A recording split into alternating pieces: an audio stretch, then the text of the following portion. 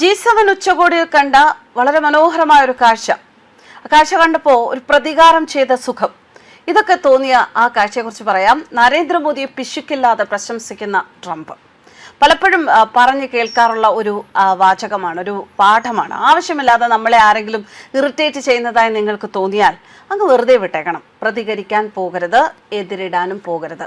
വാലും ചുരുട്ടി പിന്നാലെ വരും എന്നുള്ള കാര്യം ഉറപ്പാണ്. പ്രധാനമന്ത്രി നരേന്ദ്രമോദിക്ക് പിന്നാലെ വാലും ചുരുട്ടി വരുന്ന ട്രംപ് അത് മോദി എന്ന സ്വയം സേവകന്റെ വിജയമാണ്.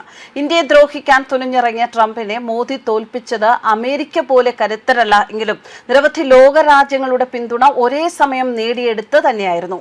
കേട്ടിട്ടില്ലേ പല തുള്ളി പെരുവെള്ളം. അങ്ങനെ നരേന്ദ്രമോദി മുന്നോട്ട് പോകുന്നത് കണ്ട് അന്തം വിട്ടിട്ടുണ്ടാകണം ട്രംപ്. ഒടുവിൽ നരേന്ദ്രമോദിയുടെ ജനസമ്മതിയും ലോകസമ്മതിയും ഒക്കെ കണ്ട് കളം മാറ്റി ചവിട്ടിയിരിക്കുകയാണ് ട്രംപ്. മോദി എന്തായാലും ഇതൊക്കെ കണ്ട് ഉള്ളിൽ ഊറിച്ചിരിക്കുന്നുണ്ടാവും. പ്രധാനമന്ത്രി നരേന്ദ്രമോദി അധികാരത്തിൽ തുടരുമ്പോൾ ഇന്ത്യ ആക്രമിക്കപ്പെട്ടാൽ അമേരിക്ക സഹായത്തിനെത്തും എന്നാണ് US president Donald Trump G7 ഉച്ചകോടിയിൽ വലിയ വായിൽ വിളിച്ചു കൂവിയിരിക്കുന്നത്.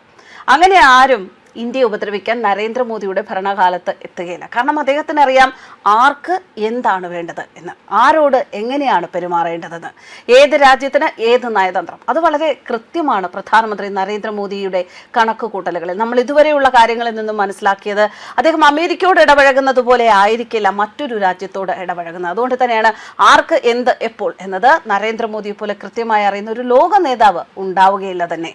ഫ്രാൻസിൽ നടന്ന 52ാമത് G7 ഉച്ചകോടിക്കിടെ നേതാക്കളുടെ ഉഭയകക്ഷി യോഗത്തിലാണ് ഈ പരാമർശങ്ങൾ ഉണ്ടായത്.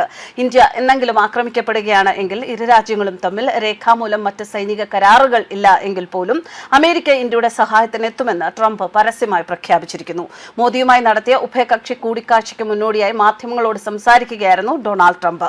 2025 മെയ് മാസത്തിൽ ഓപ്പറേഷൻ സിന്ദൂറിന് ശേഷമുള്ള മോദിയുടെയും ട്രംപിന്റെയും ആദ്യത്തെ നേരിട്ടുള്ള ആശയവിനിമയമാണ് ഫ്രാൻസിൽ വെച്ച് നടന്നത്.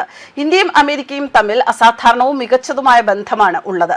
ഇന്ത്യ എന്നെങ്കിലും ആക്രമിക്കപ്പെടുകയാണ് എങ്കിൽ സഹായിക്കാൻ ഞങ്ങൾ അവിടെ ഉണ്ടാകും.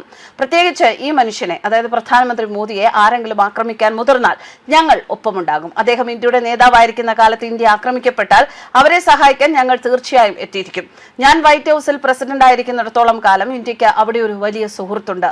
ഇവിടെയുള്ള എല്ലാവരും ഇന്ത്യയെ സ്നേഹിക്കുന്നു. ഇവർക്ക് ഈ മനുഷ്യനോട് വലിയ ബഹുമാനമാണുള്ളത് എന്ന് പ്രധാനമന്ത്രി നരേന്ദ്രമോദിയുടെ കൈകൾ ചേർത്ത് പിടിച്ചുകൊണ്ടാണ് ട്രംപ് പ്രഖ്യാപിച്ചത്. പശ്ചിമേഷ്യൻ പ്രതിസന്ധിയിൽ ഇന്ത്യക്ക് എന്തെങ്കിലും പങ്ക് വഹിക്കാനുണ്ടോ എന്ന് മാധ്യമപ്രവർത്തകർ ചോദിച്ചപ്പോൾ തീർച്ചയായും ഉണ്ട്. ഇന്ത്യ എല്ലാ കാര്യങ്ങളിലും വലിയ പങ്ക് വഹിക്കുന്നുണ്ട്. നരേന്ദ്രമോദി നേതാവായിരിക്കുന്നിടത്തോളം കാലം ആഗോളതലത്തിൽ ഇന്ത്യയുടെ പങ്ക് വലുതായിരിക്കും. അദ്ദേഹം ഒരു കർക്കശക്കാരനായ വ്യാപാരിയാണ്. അദ്ദേഹം ഇന്ത്യൻ ജനതയെ സ്നേഹിക്കുന്നു, പക്ഷേ അദ്ദേഹം USA-യും സ്നേഹിക്കുന്നു. ഹൂസ്റ്റണിൽ ഞങ്ങൾക്ക് ഹൗഡി മോദി ഉണ്ടായിരുന്നു, സ്റ്റേഡിയം നിറഞ്ഞിരുന്നു.